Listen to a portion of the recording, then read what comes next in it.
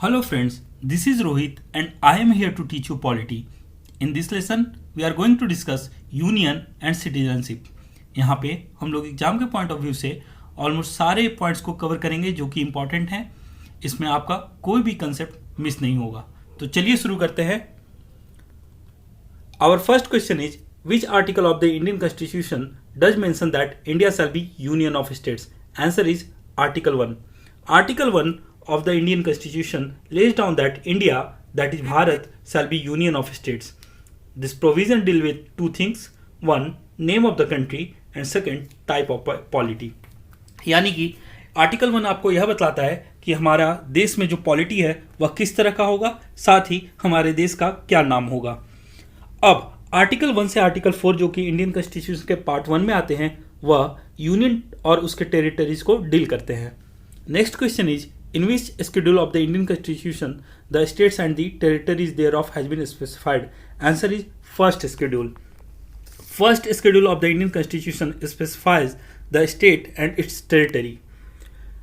आपको मालूम होगा कि हमारे संविधान में टोटल 12 स्केड्यूल्स हैं और इसमें जो आपका फर्स्ट स्केड्यूल है, पहला स्केड्यूल है, उसमें आपको स्टेट्स और उसकी टेरिटरी के बारे में दिया गया है. यहाँ पे अभी वर्तमान में 28 स्टेट और 8 यूनियन टेरिटरीज है. Next question is, what is the name of the country as specified in the Indian constitution? Answer is India और Bharat. The name of the country as specified in the article 1 of the Indian constitution is India और भारत. जो आपका constituent assembly था, जब debate हो रहा था कि हमारे देश का नाम क्या होना चाहिए, तब दो बातें सामने आई थी. कुछ लोग बोल रहे थे कि हमारे देश का नाम इंडिया होना चाहिए और कुछ लोग बोल रहे थे कि हमारे देश का नाम भारत होना चाहिए. फाइनली कॉन्स्टिट्यूएंट असेंबली ने मिक्स ऑफ बोथ यानी दोनों नाम को अडॉप्ट किया जो कि आपका इंडिया या भारत है. Next question is, what is the nature of Indian constitution? Answer is federal in nature but unitary in spirit. कहने का मतलब है हमारे कॉन्स्टिट्यूशन में बहुत सारे प्रोविजंस हैं जो कि फेडरल नेचर के हैं, जैसे कि 2 गवर्नमेंट्स, डिवीजन ऑफ पावर. साथ ही कुछ ऐसे फीचर्स भी हैं जो कि यूनिटरी नेचर हैं, जैसे कि presence of governor, all India services. यहाँ पे एक चीज़ ध्यान रखना, ऑल्दो हमारा जो इंडियन कॉन्स्टिट्यूशन है वह फेडरेशन की तरह है, फेडरल इन नेचर है, बट इसका जो बैलेंस ऑफ पावर है वह आपका यूनियन की तरफ टिल्टेड है. Next question is, what was the initial basis for division of states? Answer is administrative convenience.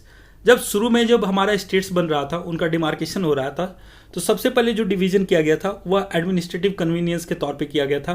अभी बाद में देखोगे कि लिंग्विस्टिक प्रोविजंस भी आए थे, लेकिन सबसे शुरू में जो किया गया था सिर्फ और सिर्फ एडमिनिस्ट्रेटिव कन्वीनियंस के बेसिस पे स्टेट्स का डिवीजन किया गया था. Next question is, from which country did the makers of constitution of India choose the scheme of federation of India? Answer is United kingdom. अब देखो, जो सबसे पहले गवर्नमेंट ऑफ इंडिया एक्ट 1935 ने ऑल इंडिया फेडरेशन बनाने की बात करी थी, जो कि अल्टीमेटली जो फेडरेशन वहाँ पे लिया गया था यूनाइटेड किंगडम के प्रोविजन से लिया गया था. ठीक उसी को बाद में कॉन्स्टिट्यूशन ऑफ इंडिया ने अडॉप्ट कर लिया. Now moving to next question. Question number 7 is, what are the number of states and union territories in India? Answer is 28 and 8. At present there are 28 states in India. पहले जो states का number था वह 29 था. बाद में आपको याद होगा कि 2019 में Jammu and Kashmir reorganisation act आया, उसके थ्रू आपका जो जम्मू एंड कश्मीर था उसका स्टेटहुड चला गया था और 2 अलग अलग आपके जो यूनियन टेरिटरीज है वो क्रिएट हुए, एक जम्मू एंड कश्मीर, दूसरा लद्दाख. इसके साथ जो नंबर था, जो राज्यों की जो संख्या थी वह 29 से रिड्यूस होकर 8 हो जाती है. ठीक यूनियन टेरिटरीज है जो उसका नंबर बढ़ जाता है आपका.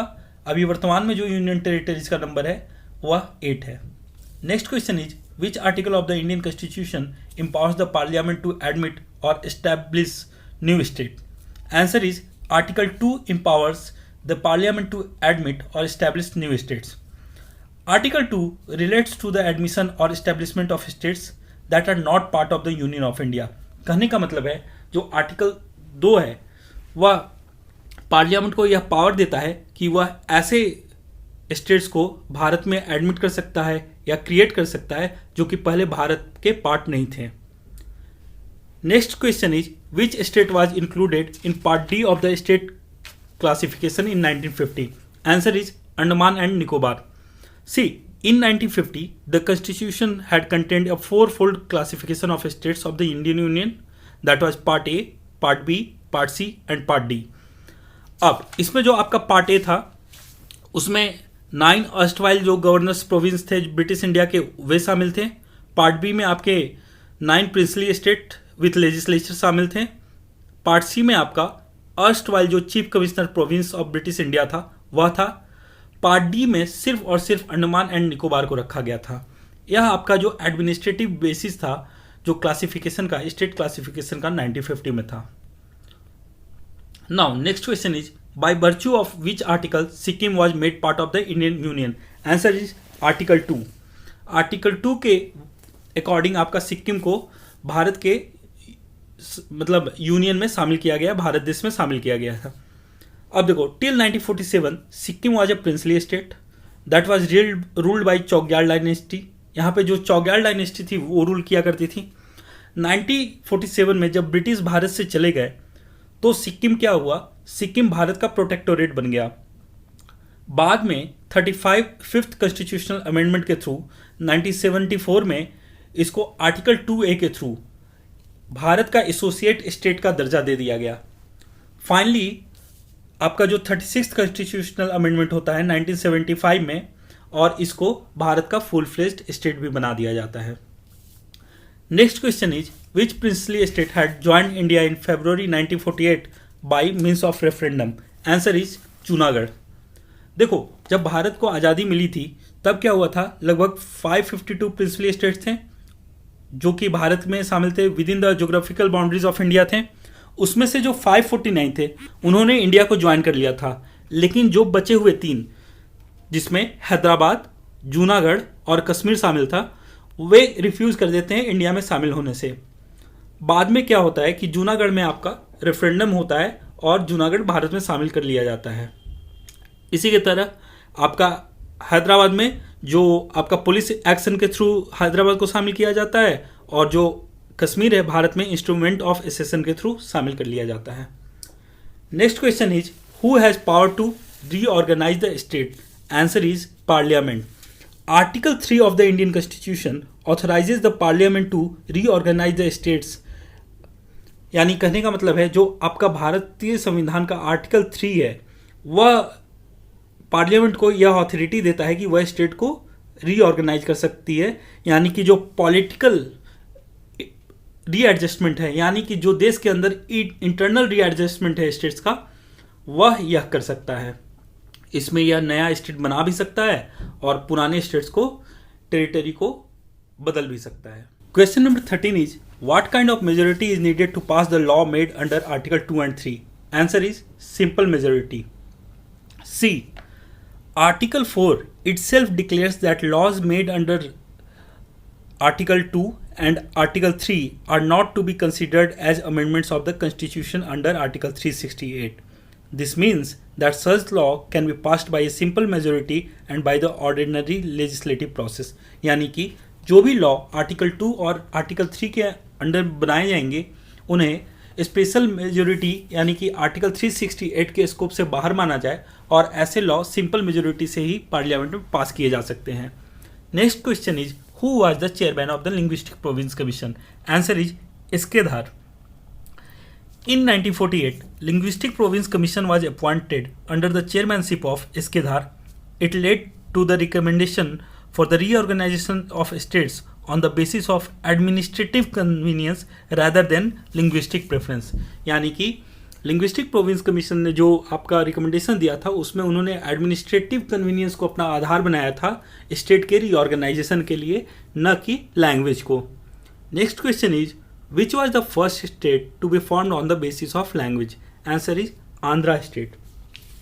In October 1953, the government of India was forced to form the first linguistic state known as Andhra Pradesh. इसे मद्रास स्टेट से तेलुगु स्पीकिंग एरियाज को अलग करके बनाया गया था. Now moving to next question. Question number 16 is when did Gujarat was formed? Answer is 1960. In 1960, The bilingual state of Bombay was divided into two separate states, that is Maharashtra and Gujarat. अब महाराष्ट्र में जो थे मराठी स्पीकिंग लोग और गुजरात में Gujarati speaking लोगों को लिया गया था. गुजरात को 15th स्टेट के तौर पे इस्टेब्लिश किया गया था. Next question is by which amendment act Puducherry became union territory of India. Answer is 14th constitutional amendment act 1962. देखो, जो टेरिटरी ऑफ पुडुचेरी था वह पहले फ्रेंच के अंडर में था. बाद में 1954 में फ्रेंच ने इसको इंडिया को हैंड ओवर कर दिया. तब से लेके 1962 तक यह एक आपका एक्वायर्ड टेरिटरी के तौर पे फंक्शन कर रहा था. लेकिन 1962 में 14th कॉन्स्टिट्यूशनल अमेंडमेंट के थ्रू आपका इसको यूनियन टेरिटरी का दर्जा दे दिया जाता है. Next question is which commission recommended for the formation of Punjab and Haryana. Answer is Shah commission. Shah commission ने 1966 में पंजाब और हरियाणा को लिंग्विस्टिक बेसिस के तौर पे आपको दो अलग अलग स्टेट बनाने के लिए रिकमेंडेशन दिया था, जो कि बाद में आपका पंजाब और हरियाणा बना. Question number 19 is who called people as single people living under single imperium derive from a single source. Jawaharlal Nehru. देखो, यह स्टेटमेंट जवाहरलाल नेहरू ने दिया था. इसमें उनके कहने का मतलब था कि जो इस देश में रहने वाले लोग हैं वह एक सिंगल सोर्स यानी कॉन्स्टिट्यूशन ऑफ इंडिया से उनका जो भी पावर है, जो भी कंट्री है, वो डिराइव किया जा रहा है. Next question is why did JBP committee was constituted. Answer is formation of new state on the linguistic basis. See, JBP committee was constituted for considering whether the states can be formed on the linguistic basis और not. इसके आधार committee ने already आपका recommendation दे दिया था कि linguistic basis पे आपको स्टेट को न बनाया जाए, एडमिनिस्ट्रेटिव बेसिस के तौर पे बनाया जाए. बाद में साउथ में काफ़ी प्रोटेस्ट हुआ. इसके बाद जेबीपी कमेटी बनाई गई. इसमें आपके जवाहरलाल नेहरू, वल्लभ भाई पटेल और पटाभी सितार रमैया शामिल थे. इसी की वजह से इसको जेबीपी कमेटी भी कहते हैं. यह 1948 में आपका गठित किया गया था. बाद में इसने रिकमेंडेशन दिया कि हमें जो बनाना होगा स्टेट वह हम एडमिनिस्ट्रेटिव जो स्ट्रक्चर है उसको ध्यान में, एडमिनिस्ट्रेटिव प्रेफरेंस को ध्यान में रख के बनाएंगे. Next question is when did JBP committee was form. Answer is 1948 and 49. 1948 में यह गठित करी गई थी और 49 में इसने अपना रिपोर्ट सबमिट किया था. Next question is when did government of India appointed the state reorganisation committee. Answer is December 1953. See, 1953 में ऑलरेडी आंध्रा एस्टैब्लिश हो गया लैंग्वेज के बेसिस पे. अब क्या हो रहा है, काफ़ी साउथ में प्रोटेस्ट हो रही थी, तो गवर्नमेंट ऑफ इंडिया ने फाइनली स्टेट रीऑर्गेनाइजेशन कमेटी को अपॉइंट कर दिया. Next question is who was the chairman of the state reorganisation committee. Answer is Fazal Ali. In December 1953, a three-member state reorganization commission under the chairmanship of Fazal Ali was formed. इसमें जो थे दो other members जो थे आपके केम पनिकर और H N Kunzru थे. Next question is which commission suggested for the evolution of four fold classification of state. Answer is Fazal Ali commission. अब देखो, हमने पहले ही डिस्कस किया है कि जो हमारे स्टेट का स्ट्रक्चर था, जो एडमिनिस्ट्रेटिव स्ट्रक्चर था, वह part A, part B, part C and part D, 4 part थे. अब इस जो फोर फोल्ड क्लासिफिकेशन है इसको एबॉलिश करने का सजेशन फजल अली कमीशन ने दिया है. Now moving to next question. Question number 25. What was the number of state in India after the state reorganisation act 1956. Answer is 14. See, Fazal Ali commission के रिकमेंडेशन के बाद फाइनली स्टेट रीऑर्गेनाइजेशन एक्ट को लाया गया 1956 में. उसके थ्रू आपका part A, part B, part C और पार्ट डी जो स्टेट है उस जो क्लासिफिकेशन है उसको एबॉलिश कर दिया गया. साथ ही 14 नए स्टेट बनाए गए थे. इन 14 नए स्टेट के साथ साथ ही आपका 8 मतलब यानी कि 8 यूनियन टेरिटरीज भी बनाई गई थी. Next question is which state was formed by the Punjab reorganisation act of 1966. Answer is Haryana. यह आपका Punjab reorganisation act Shah commission के रिकमेंडेशन के बाद लाया गया था. इसके थ्रू आपका जो हिंदी स्पीकिंग एरिया था वह हरियाणा और जो पंजाबी स्पीकिंग एरिया था उसे पंजाब स्टेट के तौर पे इस्टेब्लिश किया गया था. Next question is by which constitutional amendment Sikkim become a new state in the Indian union. Answer is 36th constitutional amendment. अब देखो, थोड़ा इसका सिक्किम का जो केस हो जाता है वो स्पेशल इसलिए हो जाता है क्योंकि यह जो है आपका 1947 तक चौग्याल डायनेस्टी के के अंडर रूल किया जा रहा है। बाद में इसको आपका इंडिया का एसोसिएट स्टेट बना लिया जाता है 1974 में through 35th constitutional amendment. Now 36th constitutional amendment को 1975 में लाकर इसको फाइनली फुल फ्लेज स्टेट बना लिया जाता है इंडियन यूनियन का। Question number 28, in which year Manipur and Tripura became full fledged state of India? Answer is 1972। इन 1972 आपका नॉर्थ ईस्ट रीजन का जो पॉलिटिकल मैप था वो काफ़ी चेंज हुआ था। इसमें जो पहले 2 यूनियन टेरिटरी थी मणिपुर और त्रिपुरा, उसको फाइनली फुल फ्लेज स्टेट का दर्जा दे दिया गया। Now next question is when did Goa was conferred statehood? Answer is 1987। 1987 में गोवा को फुल फ्लेज स्टेट का दर्जा दे दिया गया। देखो, गोवा को था जो पोर्तुगीज टेरिटरी के थ्रू एक्वायर किया गया था। गोवा, दमन दीव, इन सब को आपको इन सारे टेरिटरी को 1961 में पुलिस एक्शन के थ्रू एक्वायर किया था इंडिया ने। बाद में 12th कॉन्स्टिट्यूशनल अमेंडमेंट लाकर इसको यूनियन टेरिटरी का दर्जा दिया गया था गोवा को।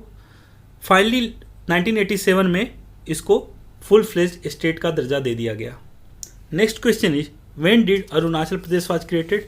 Answer is 1987। 1987 में आपका अरुणाचल प्रदेश को एक नए स्टेट के तौर पे दर्जा दिया जाता है, जिसमें आपका जो अरुणाचल प्रदेश है वह देश का 24th स्टेट बना था। Next question is which state was created through the Assam reorganisation act? Answer is Meghalaya. जो आपका मेघालय है यह असम रीऑर्गेनाइजेशन एक्ट के थ्रू बनाया गया था।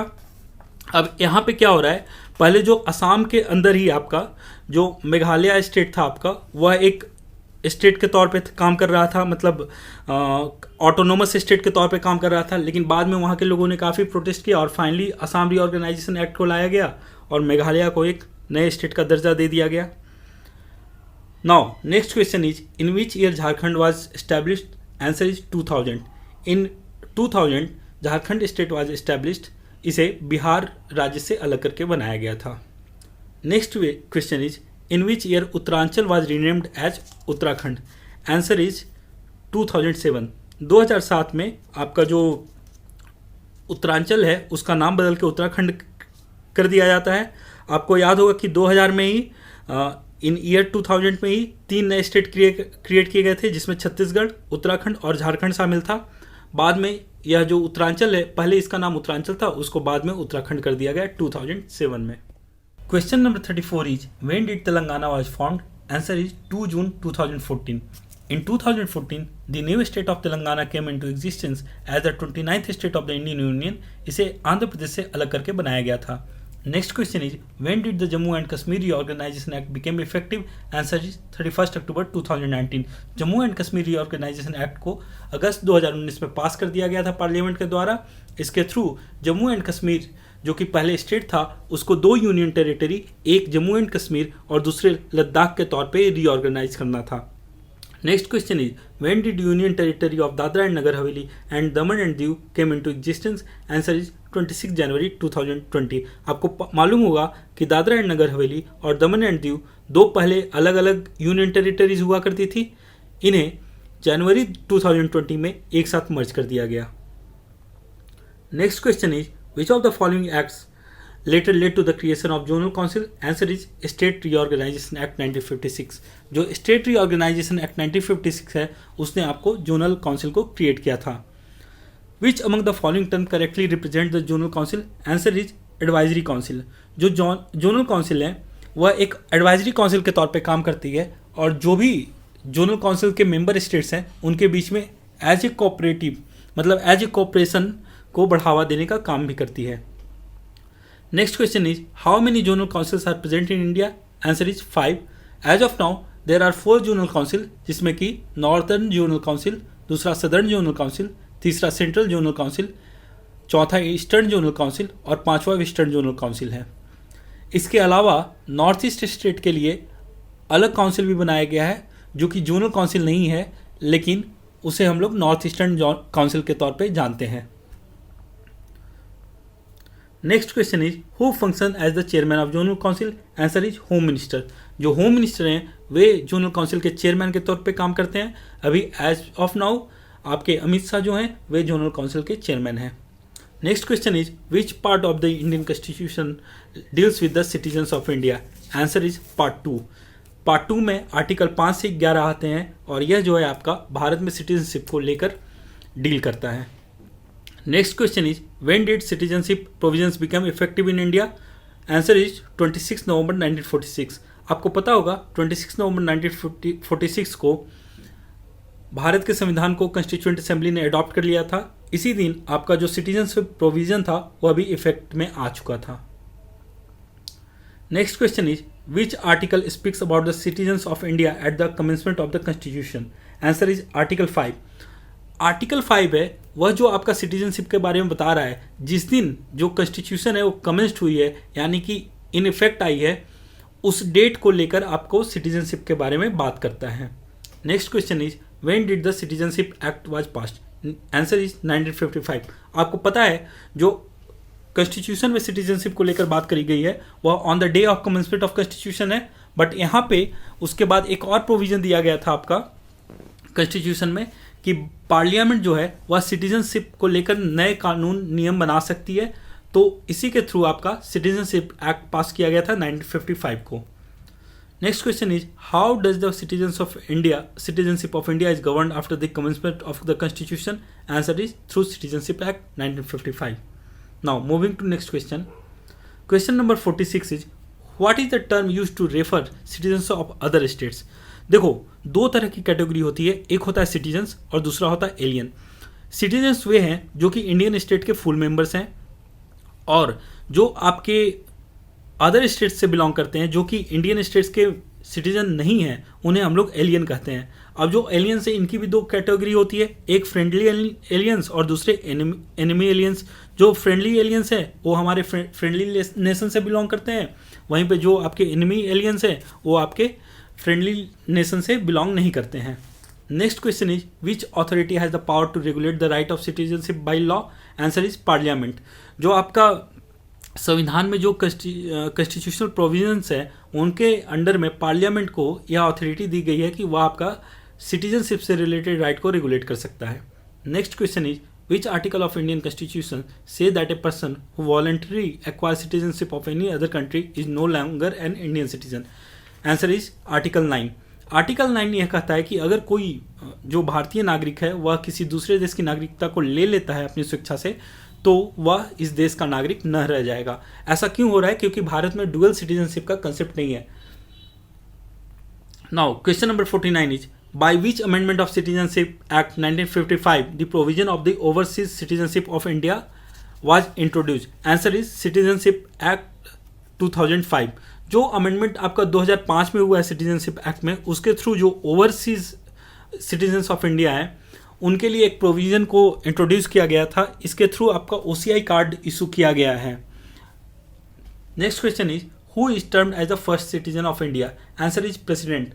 देखो संविधान में ऐसा कहीं नहीं लिखा है कि who is the first citizen of India, but जो आपका इंडियन ऑर्डर ऑफ प्रेसिडेंस है जो कि प्रोटोकॉल लिस्ट होता है उसमें जो सबसे पहला नंबर आता है वह प्रेसिडेंट को आता है। इसलिए हम लोग जनरली कह देते हैं कि president is the first citizen of India. अभी एट प्रेजेंट कौन है first citizen of India? Answer is Ramnath Kovind.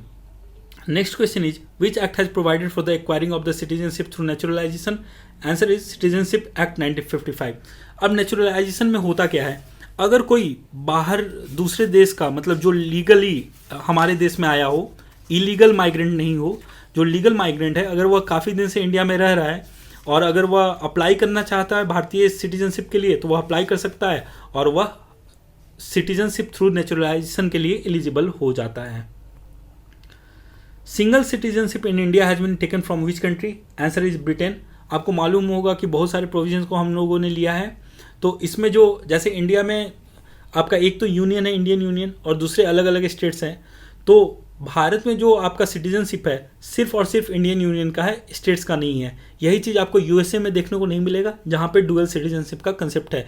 वहाँ पे जो यूएसए का एक अलग पासपोर्ट होगा और आपका स्टेट्स के अलग अलग सिटीजनशिप होगी। Next question is what are the condition for acquiring Indian citizenship? Answer is domicile, descent and registration.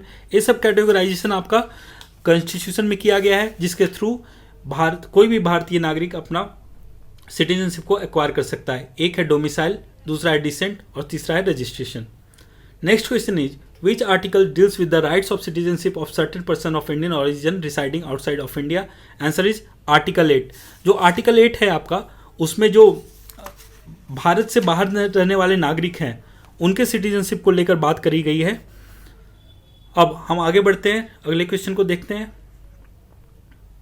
Next question is in which among the following year the PIO card person of Indian origin card was launched? Answer is 1999। देखो, OCI card यानी overseas citizen of India issue करने के पहले जो Indian government थी वह PIO card यानी person of Indian origin card को इशू करती थी। यह जो कार्ड था आपका सबसे पहले 1999 में इशू किया गया था।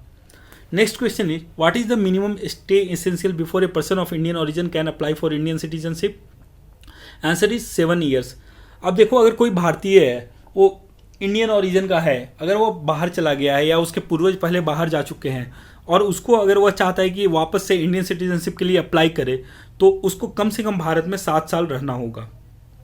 Next question is when did the citizenship act was last amended? Answer is 2019। 2019 में कॉन्स्टिट्यूशनल अमेंडमेंट बिल को लाया गया था, जिसको कि पास भी कर दिया गया पार्लियामेंट के द्वारा। यह आपका 2019 में किया गया था। Next question is who is prohibited from acquiring Indian citizenship? An illegal migrant. अब देखो, इलीगल माइग्रेंट कौन है? ऐसे लोग जो आपके विदाउट यानी वैलिड पासपोर्ट या किसी भी मतलब वैलिड डॉक्यूमेंट के इंडिया में इंटर कर जाते हैं, उनको हम लोग इलीगल माइग्रेंट कहते हैं। अब ये जो इलीगल माइग्रेंट है उनको भारतीय सिटीजनशिप नहीं मिलेगी, ऐसा हमारा कॉन्स्टिट्यूशन कहता है। Next question is which amendment of citizenship act seeks to make certain religious communities eligible for Indian citizenship? Answer is citizenship amendment act 2019। अब देखो, जो सिटीजनशिप अमेंडमेंट एक्ट 2019 है उसमें हो क्या रहा है, उसमें कुछ रिलीजियस कम्युनिटीज जैसे कि आपको हिंदूज या फिर सिख्स या फिर आपके जो क्रिश्चियंस या फिर जैन्स, पारसीज, ये जो हैं अगर अफ़गानिस्तान, बांग्लादेश और पाकिस्तान से आते हैं तो उन्हें भारत का सिटीजनशिप दिया जा सकता है। Next question is which religious communities will be awarded citizenship through citizenship amendment act 2019? Answer है आपका Hindus, Sikh, Jains, Parsis, Buddhist and Christians. अगर ये एक कट ऑफ डेट के पहले भारत में इंटर कर जाते हैं, भारत में इंटर किए हुए होंगे, तो इनको भारत की नागरिकता दी जाती है। ऐसा इसलिए किया जा रहा है क्योंकि ऐसा कहा जा रहा है कि ये जिन देश से आ रहे हैं जैसे कि अफ़गानिस्तान, पाकिस्तान या बांग्लादेश, वहाँ पे इनका परसिक्यूशन यानी इनके साथ भेदभाव किया जाता है। Now question number 61 is what is the cut off date of entry in citizenship amendment act 2019 to be eligible for Indian citizenship? December 31, 2014। यानी कि अगर कोई भी पर्सन दिसंबर 31, 2014 को अगर भारत में आ गया होगा, उसके पहले आ गया होगा, तो उसको भारत की नागरिकता सिटीजनशिप अमेंडमेंट एक्ट 2019 के थ्रू दी जा सकती है। Next question is what is the minimum requirement of residence in India for being eligible for citizenship by naturalisation? Answer is 11 years. देखो, किसी को भी अगर नेचुरलाइजेशन के थ्रू भारत का सिटीजनशिप पाना है तो उसको कम से कम 11 साल के लिए भारत में रहना होगा, ठीक है। और जब जिस साल वह सिटीजनशिप के लिए अप्लाई किया होगा उसके ठीक 12 महीने पहले तक कंटिन्यूअस उसको भारत में रिसाइड करना होगा। Next question is what is the new requirement of the residence as per citizenship amendment act 2019? जो ये नेचुरलाइजेशन का 11 ईयर वाला जो था टर्म्स एंड कंडीशन, उसको घटा के सिर्फ 5 साल कर दिया गया। यानी कि दिसंबर 31, 2014 से जो पहले आया हो और कम से कम 5 साल इंडिया में रहा होगा, तो उसको इस सिटीजनशिप अमेंडमेंट एक्ट 2019 के थ्रू भारत की नागरिकता मिल सकती है। Question number 64 is what is the subject matter content in the third schedule of citizenship amendment act 1955। देखो जो सिटीजनशिप एक्ट 1955 है उसमें कुछ शेड्यूल्स हैं, आपके टोटल 4 शेड्यूल्स हैं। उसमें जो आपका जो तीसरा शेड्यूल है उसमें क्वालिफिकेशन फॉर नेचुरलाइजेशन, यानी नेचुरलाइजेशन के थ्रू कैसे या कौन कौन एलिजिबल है भारत के नागरिकता को पाने के लिए, इस चीज़ को डिस्कस किया गया है। पहले शेड्यूल को अब रिपील कर दिया गया है। थर्ड शेड्यूल में सेकेंड शेड्यूल में आपका ओथ ऑफ एलिजियंस दिया गया है। थर्ड शेड्यूल में आपका क्वालिफिकेशन फॉर नेचुरलाइजेशन दिया गया है। और फोर्थ शेड्यूल में लिस्ट ऑफ कंट्रीज है that are related to overseas citizenship, और इसको भी बाद में आपका 2005 कॉन्स्टिट्यूशनल अमेंडमेंट से हटा दिया गया है। Now next question is which amendment of citizenship act has mandated for the creation of national register of citizen NRC. Answer is citizenship amendment act 2003। Citizenship amendment act 2003 ने एक national register of citizenship create करने के लिए कहा था, जिसके through क्या होगा, देश के अंदर जितने भी लोग रहने वाले हैं सबका एक कॉमन रजिस्टर बनेगा। उसमें आपका जो भी क्या है भारत के लोग हैं, जो भी ऑफिशियल हैं, जो लीगल सिटीजन ऑफ इंडिया है, उनका नाम होगा, और जो भी उस लिस्ट में नहीं होंगे उनको हम लोग इलीगल माइग्रेंट कहेंगे, और उनको वापस अपने देश या जिस भी देश से वो आए होंगे उनको आइडेंटिफाई किया जाएगा और उन्हें डिपोर्ट कर दिया जाएगा। Next question is by how many ways Indian citizenship can be lost. Answer is 3। 3 तरीके से इंडियन सिटीजनशिप को लूज किया जा सकता है, जो कि आपके 3 कैटेगरी हैं, वो मैं बतला दूं। एक है रिनंसिएशन, दूसरा है टर्मिनेशन, और तीसरा है डिप्राइवेशन। ये आपके 3 तरीके थे जिसके थ्रू इंडियन सिटीजनशिप खत्म की जा सकती है। आज के लिए बस इतना ही। हम लोग नेक्स्ट लेक्चर में फिर मिलेंगे और आगे के टॉपिक को डिस्कस करेंगे। तब तक के लिए थैंक यू वेरी मच।